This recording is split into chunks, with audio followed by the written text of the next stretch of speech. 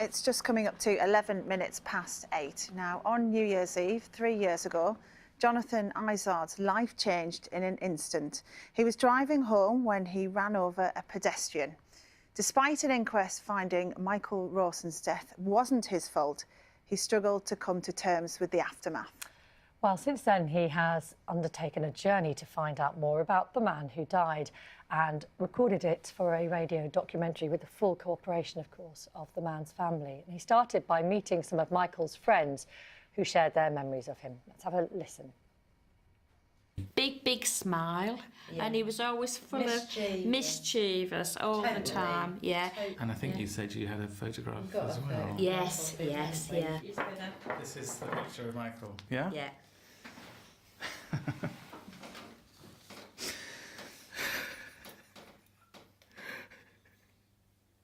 Hello. Hello, Michael. Oh gosh. Oh gosh. He looks lovely. He looks really sweet. He looks very kind. He was kind, wasn't he? He's a rogue. This is so strange. That's Michael Rawson. Well, Jonathan Izard joins us now. Thank you very much for joining us this morning, Jonathan. It's really tough listening to that, isn't it? And yes. And the kind of raw emotion in it. How are you feeling now? I think okay. Yeah. Okay, better.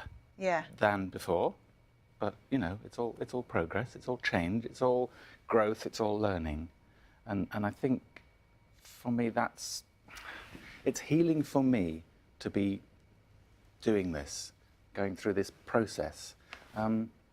For a long time after the accident, the trauma of it was the thing I had to survive. How to go on living as this person, because this person is not the person before New Year's Eve, 2015. And how to be this person. What is my feeling? What are my responsibilities? Why do I feel guilty when we know I've done nothing to be guilty of? The police investigation and the inquest confirmed that. I'd even doubted myself. Had I been drinking? Was I speeding? Something wrong with my car? No. So how do I make sense of this? There isn't a way to make sense of it. So how do I go on living as me in this chaotic, random world where things like this can happen? And we all know they can happen. Everybody says, and I'm sure you have, you know, I've been that close. That was a near miss. It's my worst nightmare. That could have happened to me. And yet, somehow, for some reason, I think people don't really want to talk about it. And I didn't want to talk about it. I had a small group of very close friends that I needed to let know, but a very small group. And then I think instinctively, somehow, it wasn't a kind of a cognitive, intellectual decision, but instinctively, once the inquest and the police investigation were out of the way, I thought, what do I do now? What's the next thing that I can do? And it was very much about healing for me. It was a selfish thing, I think, for me. I wanted to help me. What can I do? And I sort of thought, well, if I find out more about this is not a statistic, it's a person. This is not a death, it's a man who lived. And that, tilting that balance has been hugely helpful to me. Yeah, what was that like then as you were going through that meeting Michael's family and friends? Yeah. Well, Michael didn't have family, he was an only child. And just recently I've been wondering, does somebody without family make deeper, stronger friendships? Because I've found the people I've met who knew him have an extraordinary love and honesty and a need and a desire to talk about their friend.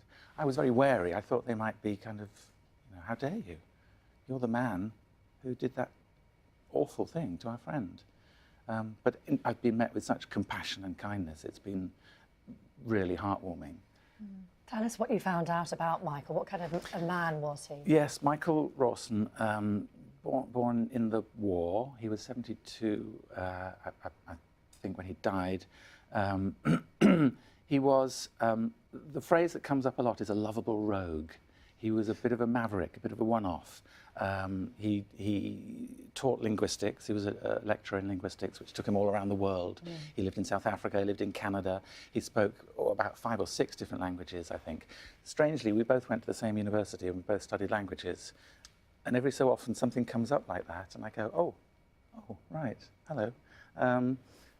He was passionate about photography.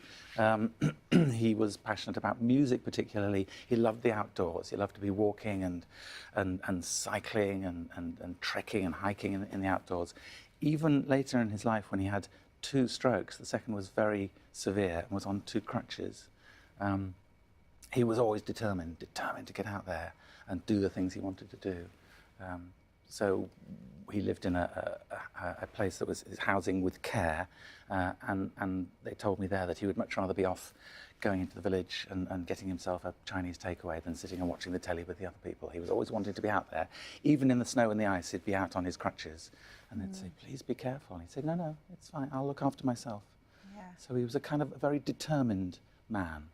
And somebody said that his life, because he was passionate about music, I mean, from the 16th century right through to Benjamin Britten and Mahler in the 20th century, he loved music, and somebody said his life was an unfinished symphony, which seems very fitting.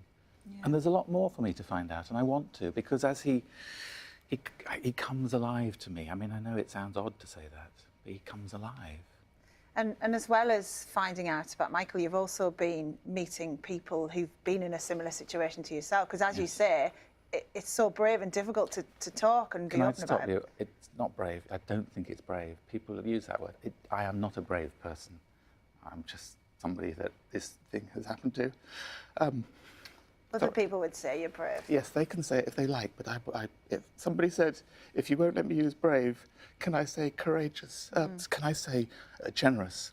And I said, yeah, that's fine. Would like to be generous. That's fine. I recognise that. It does feel like something I'm offering, to be able to say, can we talk about this? And I'm discovering, as you say, people who've been through something like this 30, 40 years ago and haven't spoken about it. There's a sense of guilt or shame or something that feels impossible to kind of process, and impossible to talk about. Well, I was particularly struck by the story of one woman who'd, again, through no fault of her own, been involved in an accident where a child was killed and felt she was unable to have children as a result, and never did then go on to have a family. Yes, that she felt there was something instinctively destructive in her nature.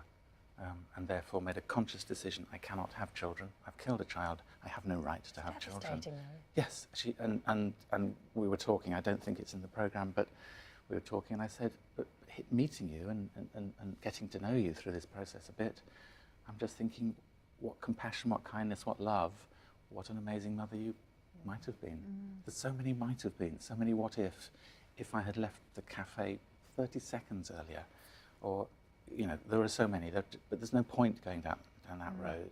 There's another going down that road. Amazing how many people talk about casually going on a journey. Oh, it was a complete car crash, doing a handbrake turn, rabbit in the headlights. And I can't control the language people use, but every time it's, there we go again.